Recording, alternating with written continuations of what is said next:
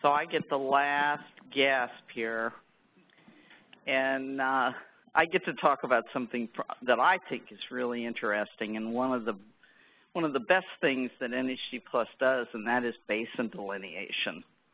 And there are a lot of basin delineation websites now. And while I have not gone out to count how many of them are based on NHD Plus, I bet it's a whole bunch of them. And it's one of the great capabilities you get once you have catchments. And you've linked the stream network to the landscape. Basin delineation is just a natural follow-on. So we're going to understand what basin delineation is. We're going to learn ways to delineate basins using NHD Plus version 2. And we're also going to talk about a desktop tool called the Basin Delineator. All righty. So what is a basin? A basin is defined as the geographic land area that drains to a point on the landscape. A lot of people use the term watershed. We have sort of shied away from using the term watershed because it is so embedded in the WBD, the Watershed Boundary Data Set. So in the WBD, watershed and basin are different things. Not every watershed in WBD is actually a basin. What we're talking about is you start at a point on the landscape and you go clear to the ridge lines, and that's your basin. And you produce a polygon of that geographic land area. And then you often have the choice of including or excluding non-contributing areas.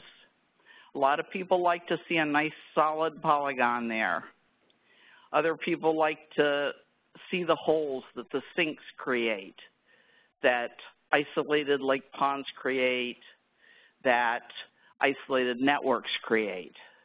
So a good basin delineation approach always gives people the option of filling or not filling those holes and making those non-contributing areas look like they're contributing. So how do we delineate basins? You can Google this, and there's actually a really neat manual delineation PDF by some professor who was teaching this in a course at a university.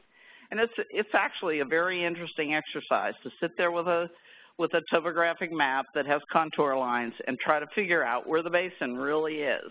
Fortunately, NHD Plus doesn't require you to do that. We can use native tools in ArcGIS to delineate our basins.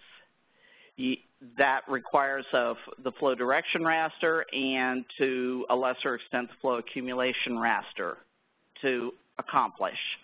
Or you can use automated tools like the NHD Plus V2 desktop tool, or any number of websites that allow you to delineate basins, some of which even allow you to download the basin that you've delineated. So let's look at what it takes to do it with native ArcGIS. First of all, you have to assemble your NHD Plus version 2 data. In ArcMap, you want your flow direction raster, your flow accumulation raster, NHD flow lines, and catchments.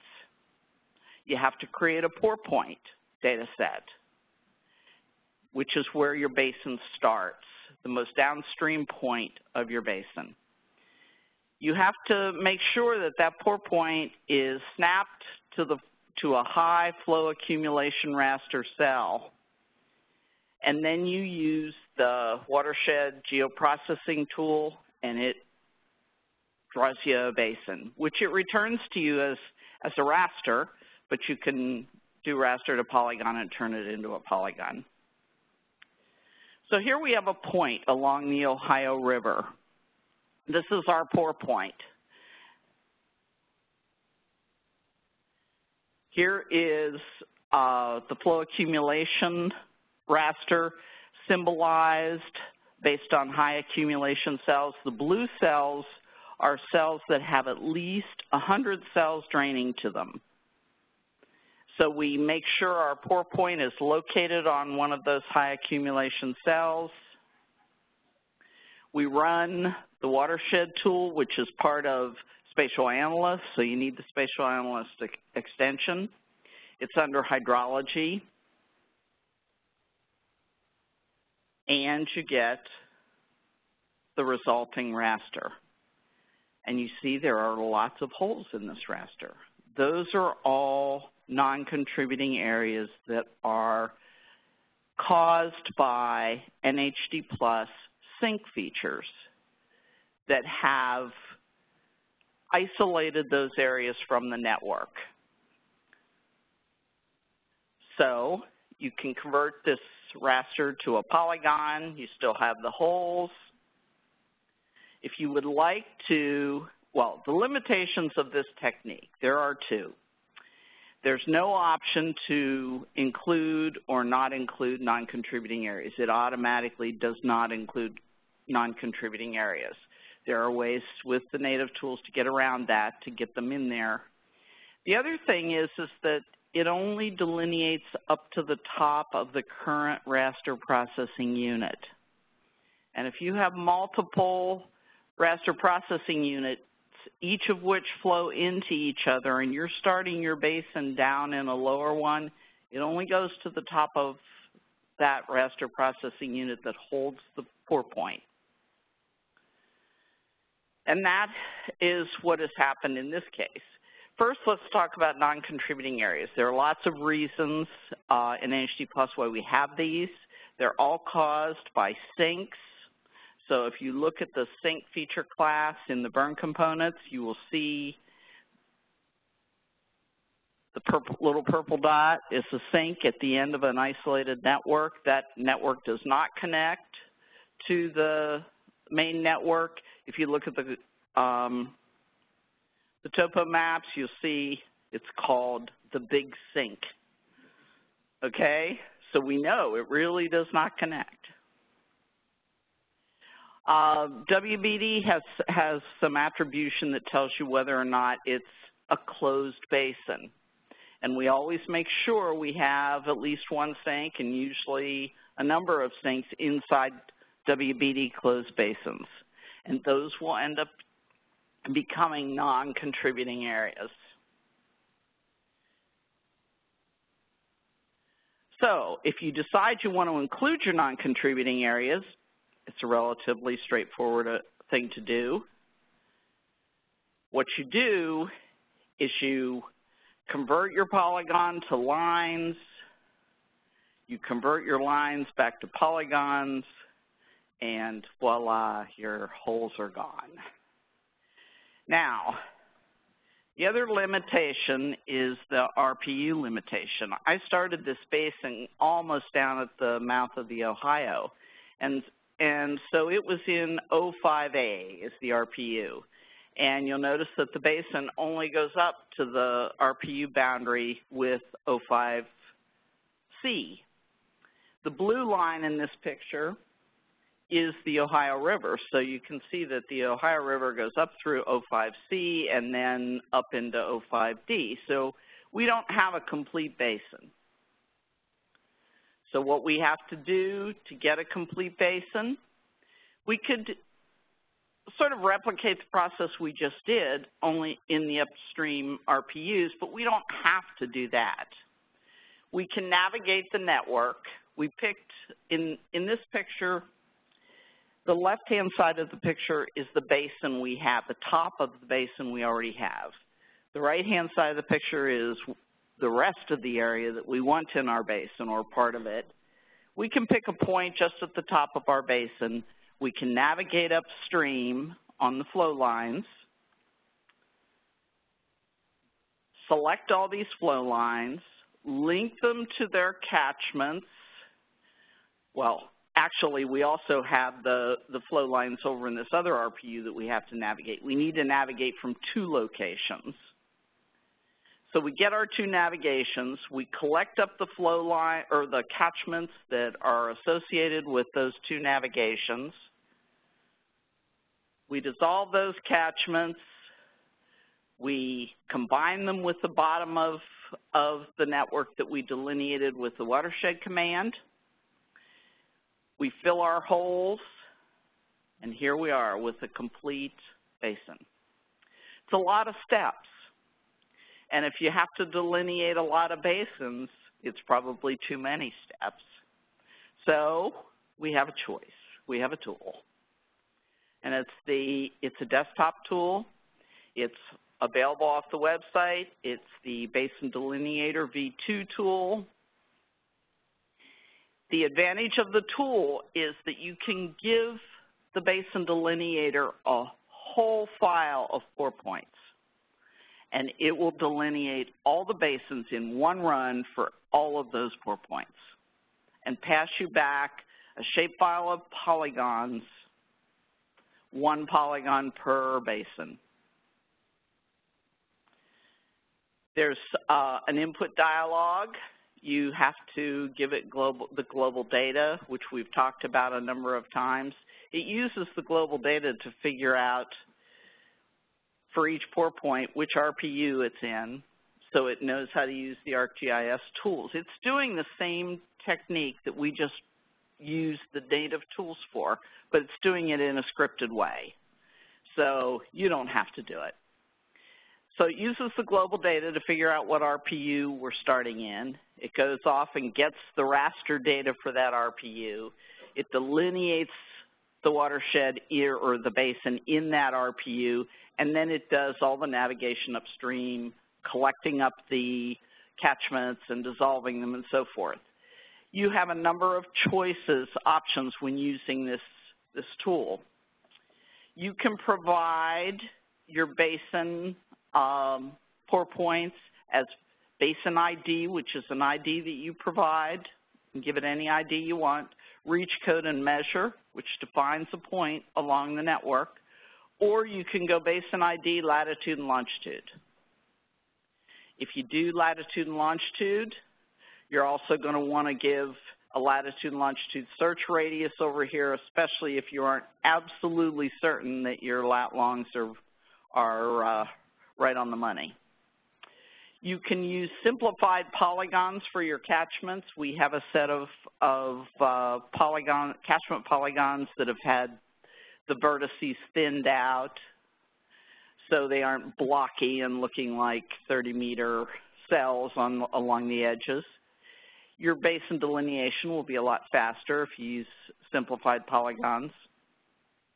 You can split catchments at the exact pour point or not. You can say use the whole flow line catchment where my pour point is, or you can say split the catchment. And you can choose or not choose to fill the interior holes, the non-contributing areas. You have to give it a temporary working area. You have to tell it where your NHD Plus data is and give it a temporary working area path. You need read-write permissions to that path.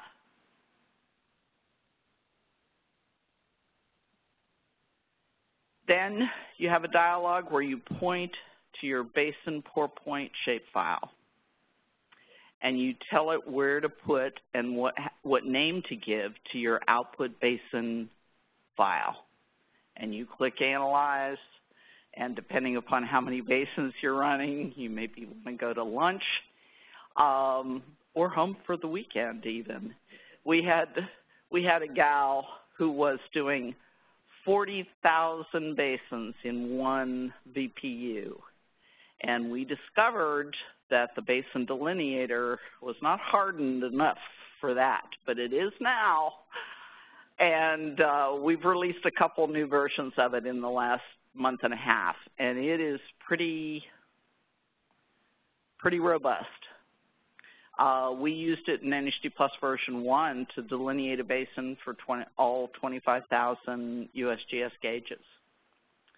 We should really run that same thing again for NHD Plus version 2, but just haven't gotten to that yet. Your input is I'm sorry, I spoke of it as a shapefile. It's not a shapefile. It's just a tab-delimited text file. The basin ID, the reach code and measure, or the latitude and longitude. The basin ID is of your choosing. It's any text you want to call it. It can have spaces in it because tab is the delineator in this file. One thing you can do is you can create a basin from one single basin from multiple pour points. This is probably more useful when you're trying to define a study area. So let's say you have a major river and your study area is all the tributaries and their basins. So if you define all those pour points of those tributaries where they discharge into the main stem as one basin ID, you'll get one polygon out for all of those tribs, and that's your study area. Here is the output from the basin delineator that is the exact same basin that we just delineated with ArcGIS. Gives you exactly the same results.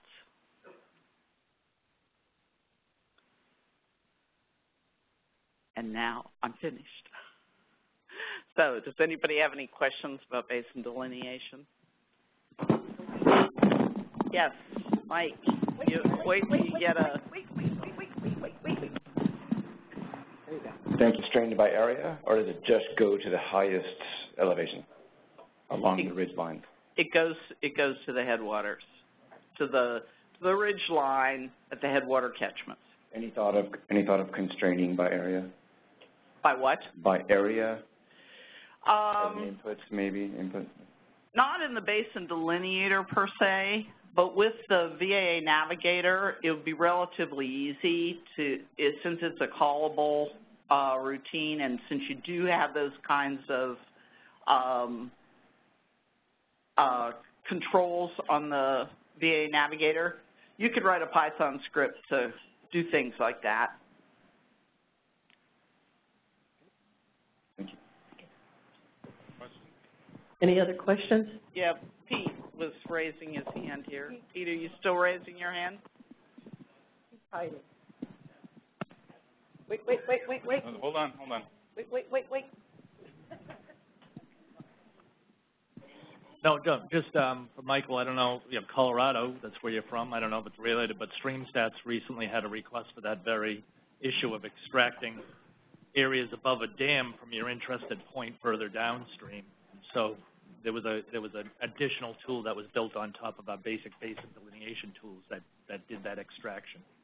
I don't know if that answers, but yeah, similar. Skinny ponds, because I remember your NLCD image